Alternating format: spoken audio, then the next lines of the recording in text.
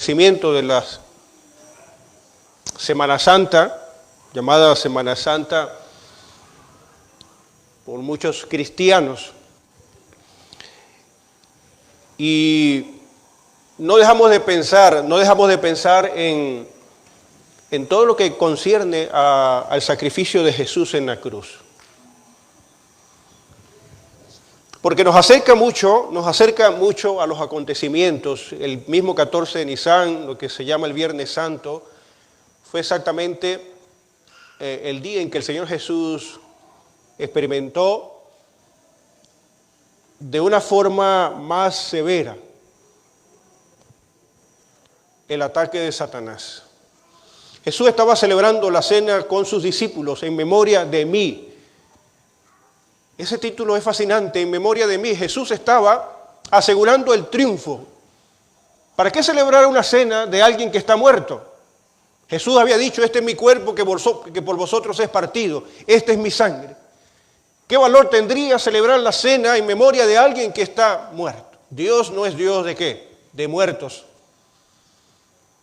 Pero los discípulos no entendían lo que iba a acontecer, por eso les ofreció una maravillosa promesa: no se turbe vuestro corazón, ni tenga miedo. Cree en Dios, cree también en mí. En la casa de mi Padre muchas moradas hay. Voy pues a preparar lugar para vosotros. Había un temor que se estaba acrecentando en el corazón de los discípulos y algunos de los acontecimientos iban a empezar a ocurrir de manera extraordinaria, rápida. Y no les iba a dar tiempo de entender en pocas horas lo que Jesús había estado tratando de decirle durante todo su ministerio. Estaba Judas al lado de Jesús y Jesús entonces da una orden. Dice, lo que has de hacer, hazlo pronto. Esa autorización de Jesús fue la autorización para que soltaran al dragón y ya Satanás no tendría límites para acechar al Hijo de Dios. Por eso las mayores tentaciones y espectaculares manifestaciones de Satanás contra el ministerio de Jesús ocurrieron a partir de ese momento. Por eso Jesús necesitaba el gran apoyo de sus discípulos, invitándoles a orar. Por eso Jesús recibe una confirmación del Padre a través de la transfiguración. En pocas horas, la nación de Israel vería su esperanza colgada en la cruz del Calvario, luego siendo bajada totalmente su cuerpo inerte. Y Satanás aún pensando y tratando de asegurarse el triunfo total sobre la humanidad. Por eso, Satanás se asegura de que se envíe una guardia romana que cuide el cuerpo de Jesús. Hombres de valor que no le tenían temor a nada. Se le coloca el sello imperial, algo que no ocurría con las otras tumbas. Y todos los demonios, dicen, el deseado de toda la gente, estaban allí apostando que el cuerpo de Jesús comenzara a descomponerse. Porque había una profecía que decía, no permitirás que tu santo sea quebrantado ni vea corrupción. Jesús estaba totalmente solo, pero estaba experimentando la muerte de dos maneras. Porque como el Hijo de Dios, que era Dios y que nunca había pecado, podía morir. Divinamente no podía morir. Necesitamos entender la muerte de dos formas. Por eso usted tiene que venir al culto del miércoles, porque el miércoles estuvimos hablando un poco acerca de esto. Hoy seguimos hablando de otro aspecto, pero el miércoles tiene que venir a escuchar el mensaje de la tumba abierta. Y porque esa tumba permanece abierta, ese es el título del tema, todas las demás tumbas también se abrirán. Así que Jesús está allí y un hombre rico que había estado de incógnito durante el ministerio de Jesús, José de Arimatea, cede sus derechos a Jesús. El derecho que todos los seres humanos, por herencia y por pecadores, recibimos. Si hay algo seguro, es la muerte. Pero José de Arimatea cede sus derechos a Jesús y allí vemos de una vez esa transacción, el justo por el injusto. Jesús toma los derechos con gusto de la tumba porque al tomar los derechos de la tumba, toma también tu destino. Nuestro destino está escrito por el pecado. La paga del pecado es ¿qué cosa? La muerte, mas la dádiva de Dios es vida eterna en Cristo Jesús. Volveremos a esto en unos instantes, pero saben que el apóstol Pedro habla acerca de los padecimientos de Jesús y presenta uno de los grandes versículos de la Biblia. Tristemente, apreciados hermanos, muchos pierden de vista el verdadero mensaje de la cruz al darle una mala interpretación a este pasaje que vamos a estudiar en esta mañana. Voy a ir corriendo porque tengo la competencia contra su estómago.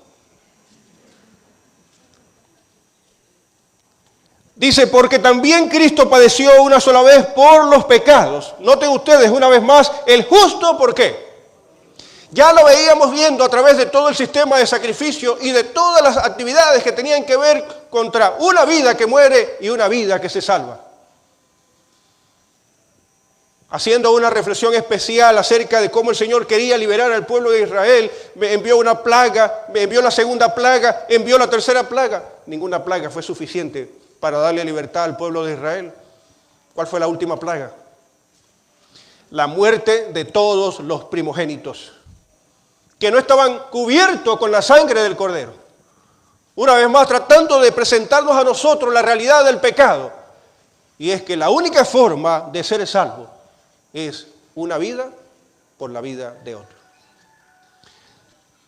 Ahora, yo quiero que quede claro algo aquí.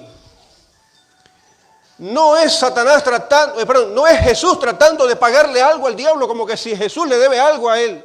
No, a ese degenerado no se le debe nada.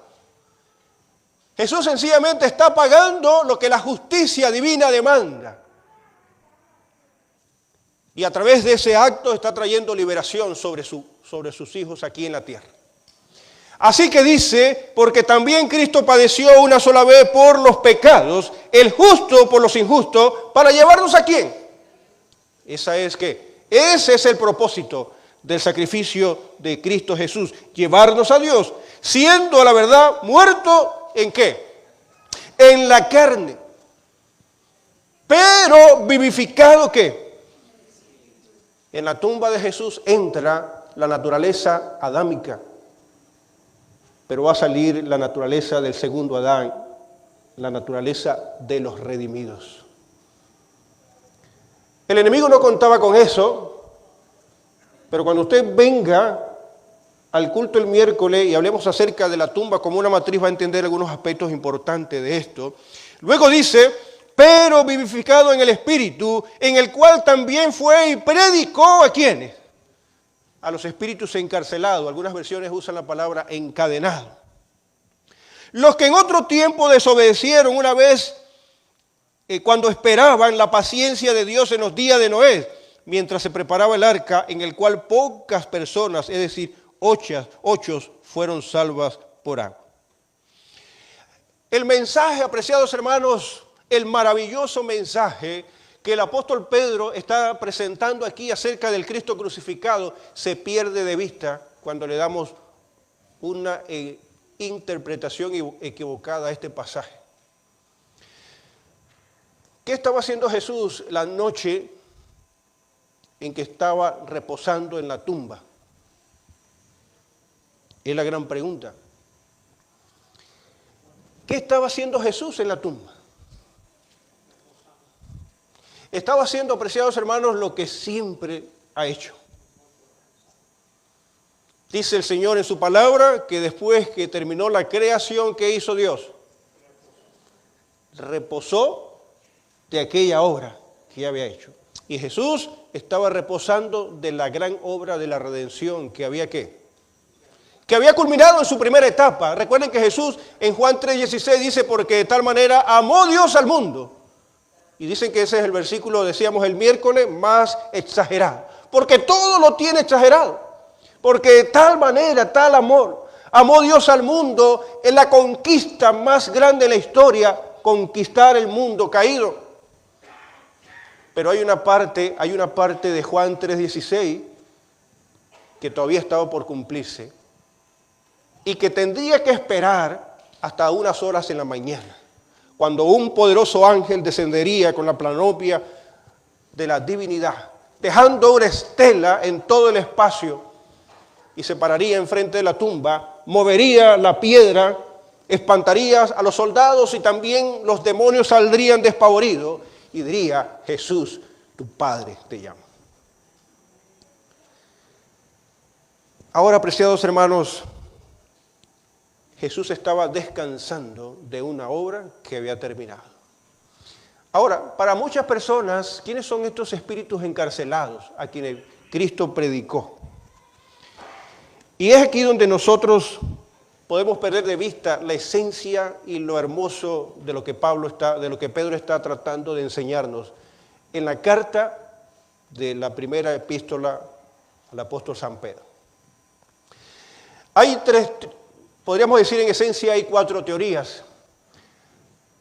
La primera teoría es la más popular, y es que Jesús fue a hacer un tour.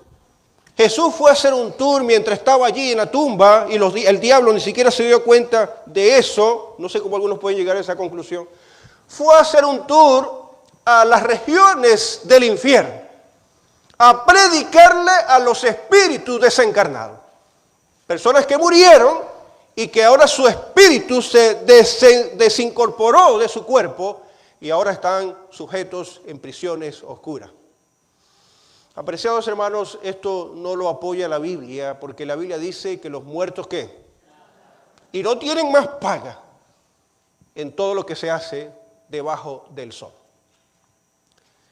Además, va en contra del concepto de la inmortalidad del alma. En segundo lugar, hay una creencia judía que eran unos hombres llamados o unos seres llamados los vigilantes, algunos adventistas y predicadores sostienen que son ángeles caídos y otros humanos pecadores. Vamos a mirar aquí algunos aspectos que nos pueden ayudar a poner esto en perspectiva. Muchos cristianos creen que durante el tiempo transcurrido entre su crucifixión y su resurrección, Cristo fue y predicó a los espíritus encarcelados. Así que esto de alguna manera prueba para algunos que tienen esta creencia que hay espíritus inmateriales, las personas reales que se separan del cuerpo al morir, y esta creencia sugiere que Jesús fue y los visitó durante su muerte, específicamente a los antidiluvianos, personas que murieron durante el diluvio y que Jesús fue a predicarles el evangelio durante ese tiempo. Esa es la teoría más popular, donde se cree pues que hay espíritus o prisioneros, espíritus incorpóreos. Como ya le decía, este pasaje no está hablando de esto.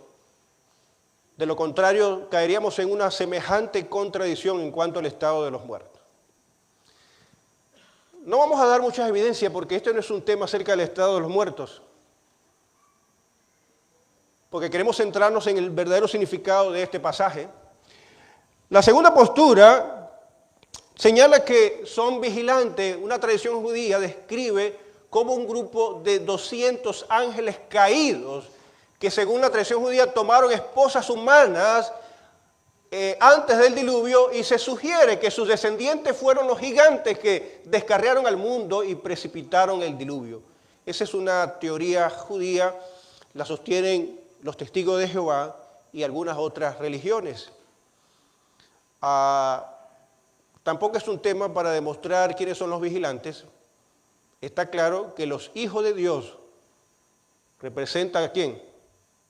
Allá en aquella ocasión, el pueblo de Dios. Y las hijas de los hombres representan toda la población de personas que descienden de Caín y están en abierta rebelión con Dios. En algún momento podríamos explicar más detalladamente esto. Sin embargo, algunos adventistas sostienen lo siguiente. Vamos al libro de Judas y vamos a ir al capítulo 1, el único capítulo que tiene el libro de Judas. Judas, capítulo 1, y el versículo 5 en adelante.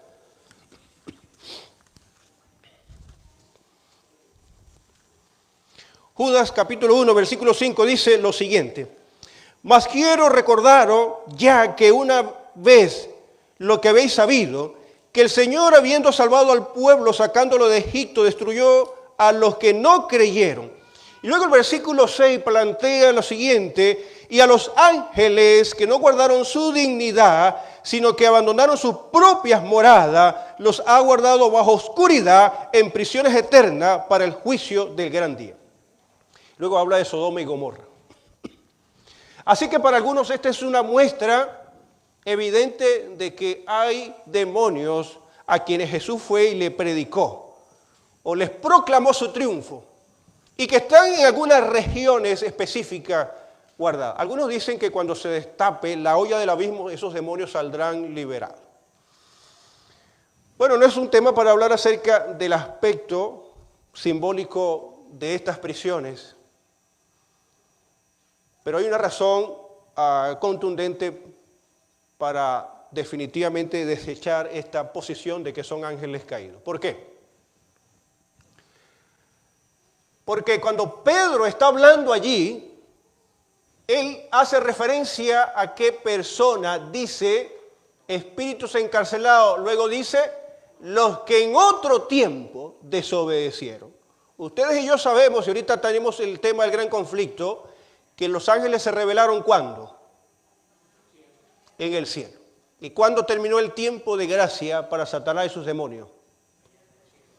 No había punto para que Noé les predicara a los demonios, y mucho menos Jesús 2000 años, 3000 años después. Así que Pedro dice, los que en otro tiempo desobedecieron, cuando una vez esperaba la paciencia de Dios en los días de Noé. Entonces, la evidencia sugiere que las personas que desobedecieron en otro tiempo son ¿qué?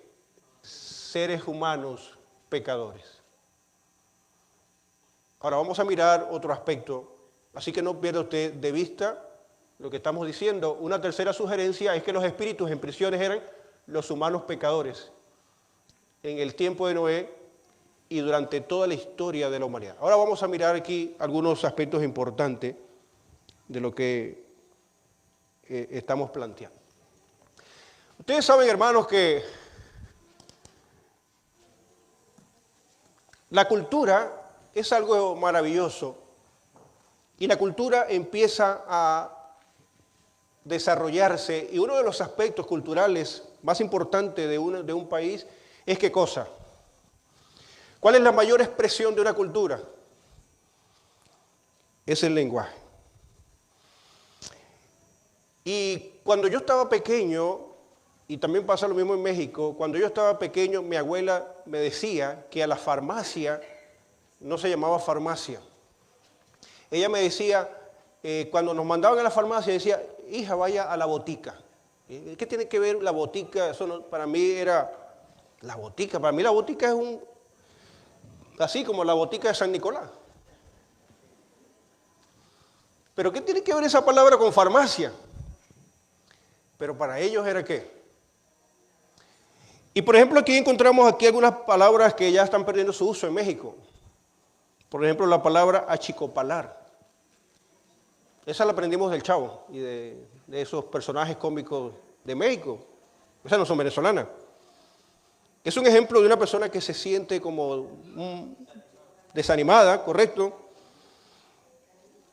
Por ejemplo, hay una palabra aquí, chicho. Chicho es una palabra que ya está perdiendo su uso y seguramente sus hijos ya ni siquiera la van a conocer. Y es utilizada como un calificativo para describir aquello que es bueno. Ahí va un chicho, una persona buena. ¿Ustedes sabían eso? ¿Sí lo sabía, hermana? ¿No? Porque bueno, tiene que ver con varias regiones. Eso depende de la región de México, ¿no? Donde sea dicha la palabra. Aquí le baja otra palabra, dice, ay, es que estás desconchavado. ¿Todavía se usa? Ya casi no, pero sí, algunos todavía la dicen. Es empleada para describir una persona desordenada. Yo ni me imaginaba qué significaba eso. Bueno, una más. Emburucar. Cuando alguien involucra o perjudica a una tercera persona como resultado de una acción predeterminada. Así que lo que estamos viendo aquí en este pasaje es un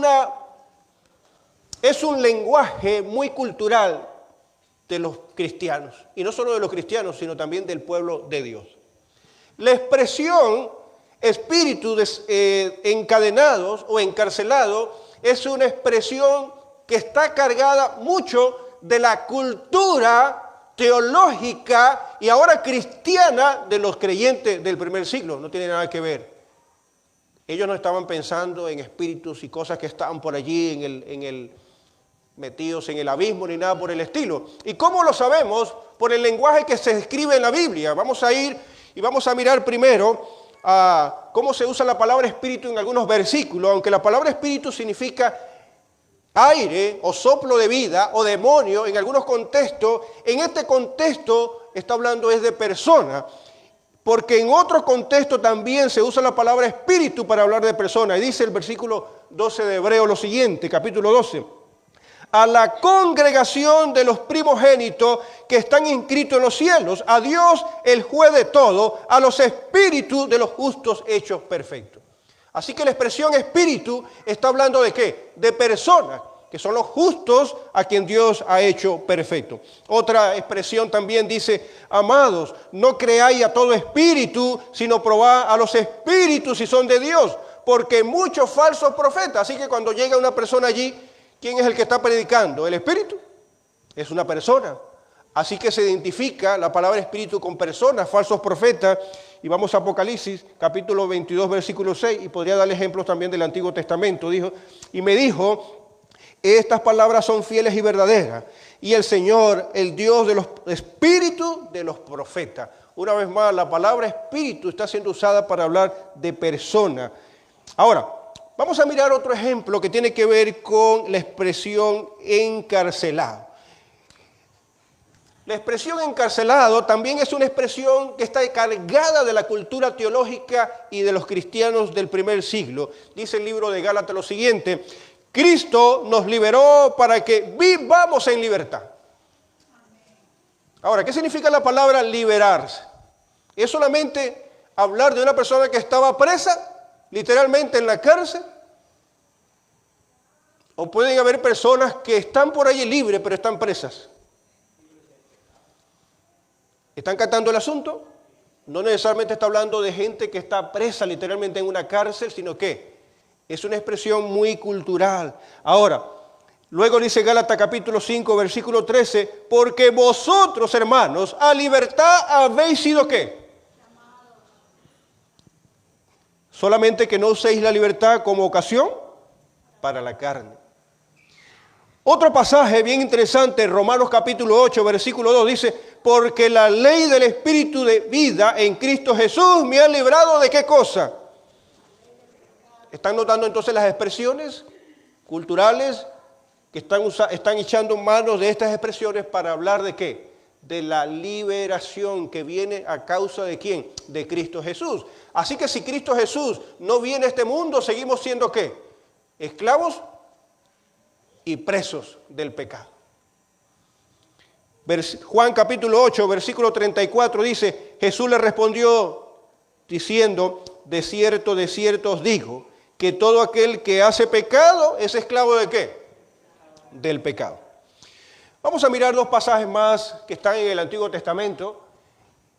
Y dice, Isaías capítulo 42, versículo 6, yo Jehová te he llamado en justicia y te sostendré por la mano, te guardaré y te pondré por pacto al pueblo, por luz a las naciones, para que abra los ojos de los ciegos, para que saque de la cárcel a los presos y des casa de prisión a los que moran en tiniebla. Son expresiones para hablar acerca de la obra salvífica que el Mesías venía a hacer sobre su pueblo.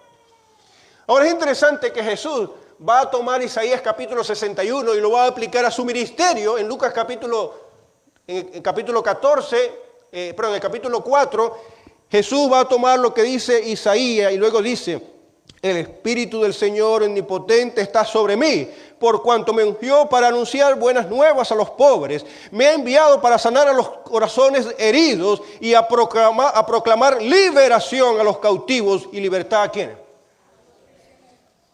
Yo le hice una pregunta. ¿Cuántos presos sacó Jesús de la cárcel? Ni siquiera Juan el Bautista. ¿Podía Jesús liberar a Juan el Bautista, sí o no?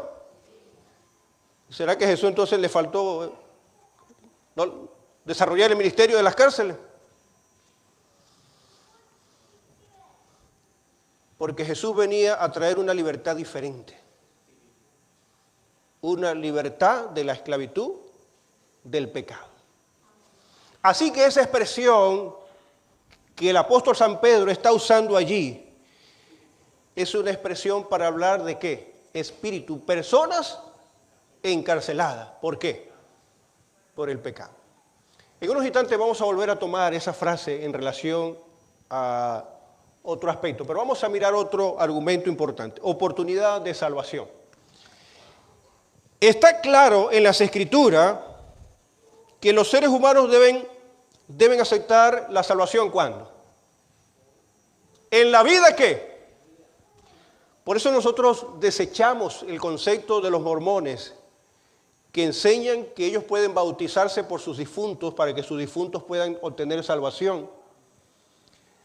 La Biblia es clara en este punto y el apóstol Pablo dice lo siguiente: «Oh, menospreciáis las riquezas de su benignidad, paciencia y longanimidad, ignorando que su benignidad te guía al arrepentimiento, pero por tu dureza y por tu corazón no arrepentido, atesoras para ti mismo ira para el día de la ira y de la revelación del justo juicio de Dios, el cual pagará a cada uno conforme a su obra». Así que la pregunta, ¿cuándo es el tiempo de nosotros tomar la decisión de aceptar a Jesús?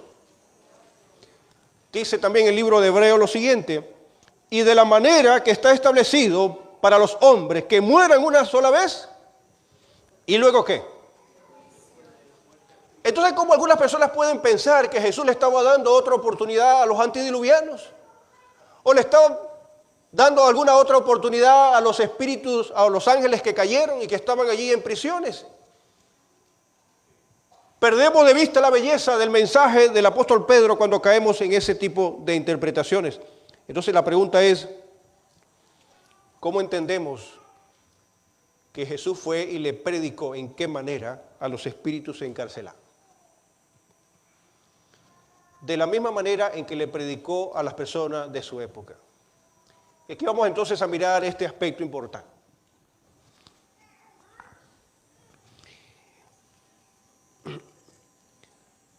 Cuando leemos allí, dice esa frase, pero vivificado ¿en qué? En el Espíritu. Y luego dice, hay una conexión en el versículo 19, dice, en el cual. Así que la expresión en el cual ya no se está refiriendo a Jesús propiamente, se está refiriendo al Espíritu. La mayoría de las versiones hoy se han dado cuenta de ese error de la Reina Valera y de poner la palabra Espíritu en minúscula. Pero la mayoría de las traducciones hoy nuevas están colocando la palabra Espíritu en mayúscula porque se está hablando del Espíritu Santo. Así que cuando dice en el cual, quiere decir que en la forma en que Jesús vino a este mundo a predicar a través del poder del Espíritu Santo, con ese mismo personaje, el poder del Espíritu Santo predicó Noé a las personas que desobedecieron en los días antes del diluvio. Vamos a mirar aquí esa idea y vamos a mirarla como lo dice el libro de Romanos. Dice, y si el espíritu de aquel que levantó de los muertos a Jesús. ¿Quién levantó de los muertos a Jesús?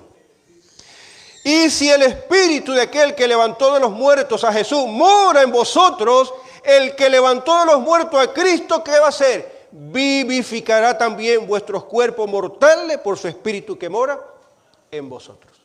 Así que con ese mismo espíritu que Jesús fue vivificado, con ese mismo Espíritu Santo, también Noé le predicó a los antediluvianos. Vamos a mirar otro aspecto, porque Pedro tiene eso en su mente, y vamos a ir al mismo libro de Primera de Pedro. Primer libro de Pedro, y vamos a mirar entonces lo que dice Pedro allí en algunos versículos antes de llegar a esta conclusión. Primera de Pedro, capítulo 1, versículo 10. No pierda de vista la siguiente línea de pensamiento.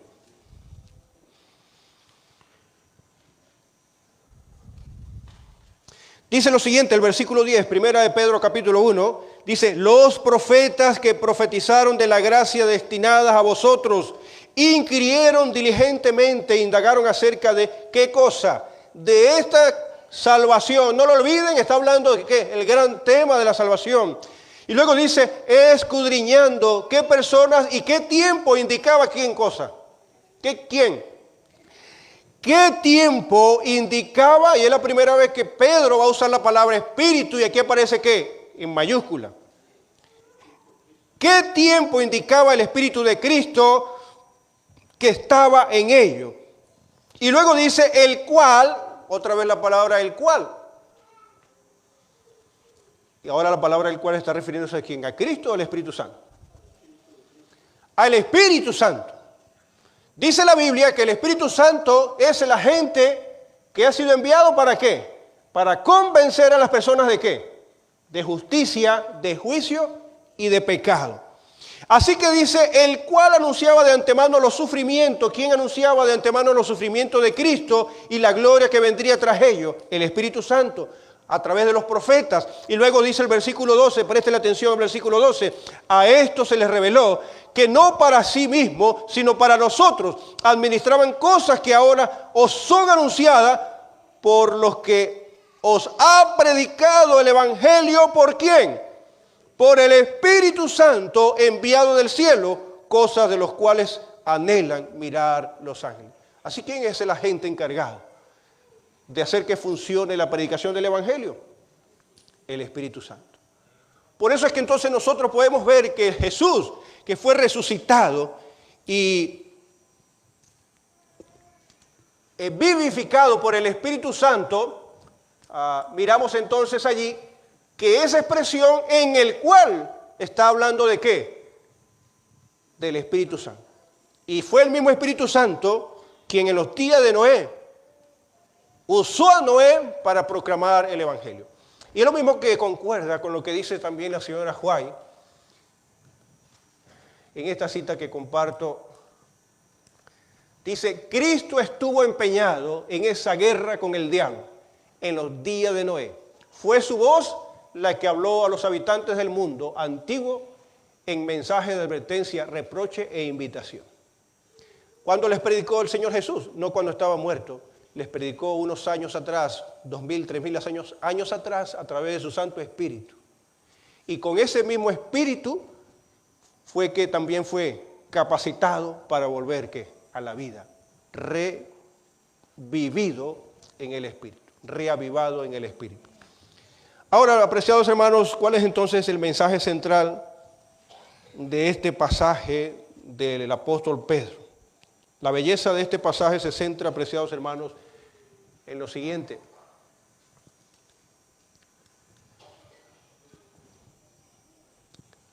Hay dos aspectos que se mencionan allí. Dice que Jesús fue ¿qué? Siendo a la verdad muerto ¿en qué? En la carne, pero vivificado en el Espíritu.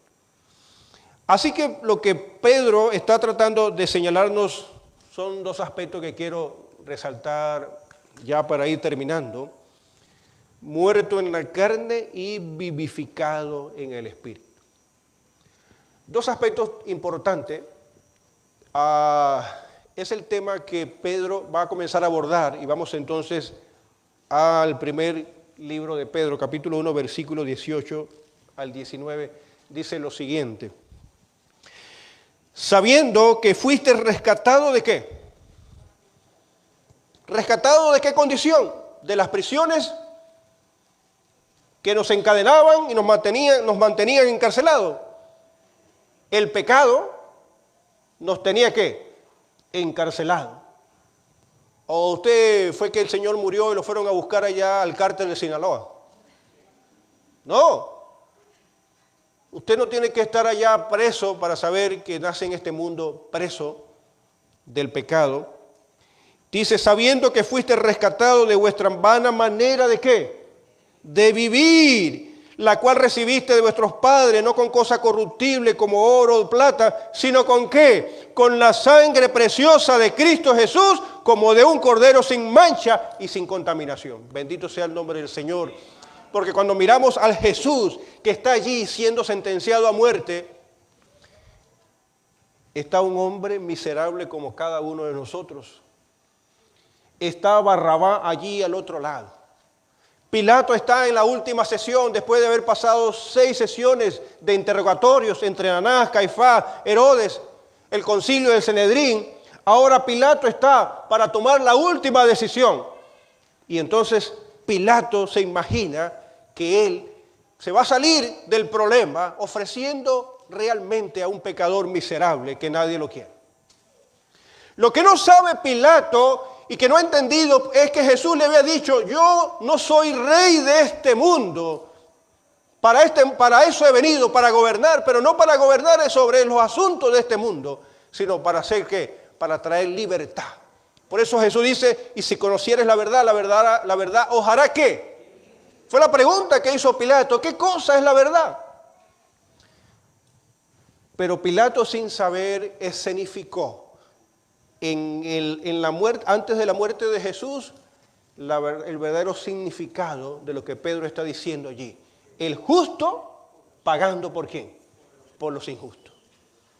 Estaba Barrabás y dice, ¿a quién prefieren? ¿A Barrabás o al Cristo? Y ellos dijeron, a Barrabás. Si hay alguien que pudo haber experimentado de primera mano la salvación fue ese hombre, Barrabás. Porque esa noche él iba a morir, pero Cristo ocupó su lugar. Y una vez más Jesús, incluso en su sepultura, toma los derechos de un hombre que ya los había comprado, pero los había adquirido como pecador para ser colocado en la tumba, porque él también está dispuesto a tomar mi lugar y tu lugar. Ahora Jesús está allí trayendo liberación, trayendo el rescate a la humanidad. En segundo lugar, Pedro dice, vamos al libro de Primera de Pedro, capítulo 3.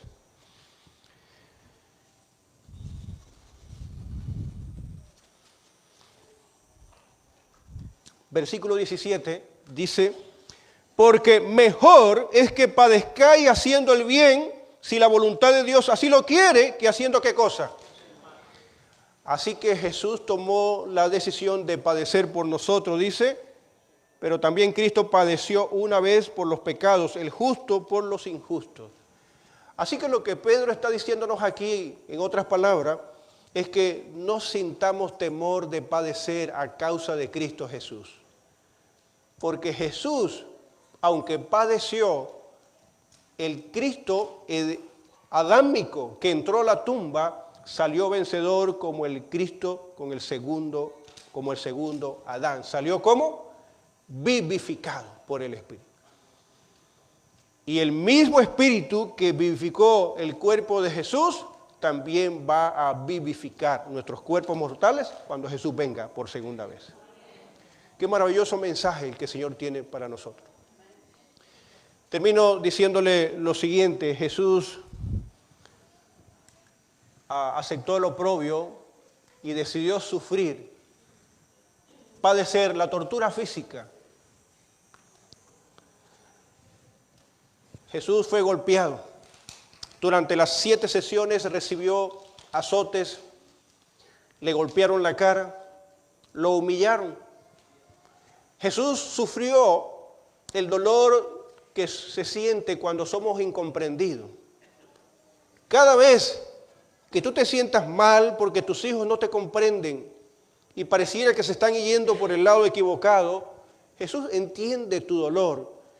No estás solo, no estás solas en tu dolor, porque Jesús también vio cómo sus hijos incomprendían la misión que Él venía a realizar. Los mismos discípulos no habían comprendido en su totalidad lo que Jesús venía a realizar. Y es posible que tú ahora sientas ese dolor ahora. Jesús entiende tu situación Y si alguna vez sentiste que estabas solo y sola en esto, Jesús en esta hora te dice, yo sufrí eso y también te entiendo y puedo estar a tu lado ahora. Jesús también sufrió el dolor de los insultos. ¿Cuántas veces muchas personas no abandonan la iglesia porque se sienten insultados? Pero Jesús estaba allí y la gente le escupía su rostro. ¿Qué mayor insulto? Cuando la Revolución Francesa se inventó una cárcel, la cárcel llamada la cárcel del escupitazo. Hablábamos de esto el miércoles, donde se ponían a las personas en una especie de sarcófago y solamente le quedaba el rostro allí. Y todas las personas que venían escupían el rostro de la persona y podían estar meses y meses allí. Y luego las personas morían de infecciones porque todas las personas pasaban y le escupían el rostro. Yo no me puedo imaginar a esas personas cuando resuciten y vean a Jesús viniendo con poder y gloria y habiendo tenido a la majestad del cielo allí y en vez de creer en Él, le escupieron el rostro. El dolor de nuestra propia autodestrucción, el dolor del rechazo. Apreciados hermanos, Jesús estuvo dispuesto a sufrir en la carne, pero salió victorioso. Así que no dejes que estos males del pecado aflijan tu corazón, porque Cristo Jesús ya nos ha liberado de la esclavitud del pecado. ¿Somos libres, sí o no? Vivamos como personas libres en Cristo Jesús. ¿Somos libres? Podemos sentir una autoestima alta de que ya no estamos esclavos del pecado. Somos espíritus libres por la sangre de Cristo Jesús. Hay un himno que dice, libre, salvo de cuitas, penas y dolor. ¿Qué les parece si cantamos ese himno para honrar el nombre de Dios, quien dio su vida y ahora vive por los siglos de los siglos y viene pronto a buscar? Seguimos el miércoles estudiando el tema de la resurrección, así que no se lo pierdan para seguir hablando acerca de este tema tan importante. Dios les bendiga, apreciados hermanos. Vamos a colocarnos de pie y cantemos las estrofas del himno final.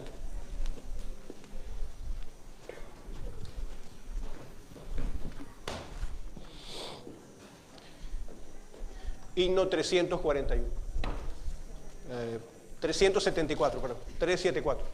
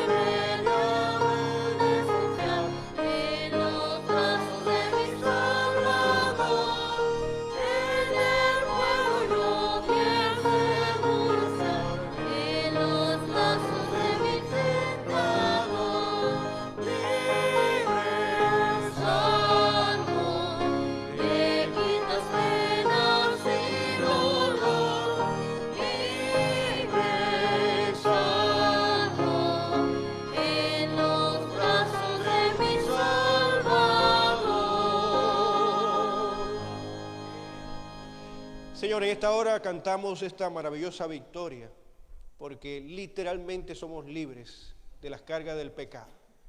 Y si aún hay cosas que se hacen difíciles llevar en cuanto a los padecimientos en la carne, Jesús nos dice, venid a mí todos los que estáis trabajados y cargados, y yo os haré descansar. Ayúdanos, Señor, a recordar este maravilloso versículo del apóstol Pedro, sabiendo que el Cristo Jesús que sufrió en la carne hoy es un ser victorioso y su victoria es nuestra victoria. Ahora llévanos con bien a nuestras casas, que podamos terminar de disfrutar un día santo, aprovechando el momento para compartir, para tener una comunión más especial con el Señor, y tráenos con bien en la tarde para seguir disfrutando del programa de la tarde. Te lo pedimos todo en el nombre de Cristo Jesús. Amén.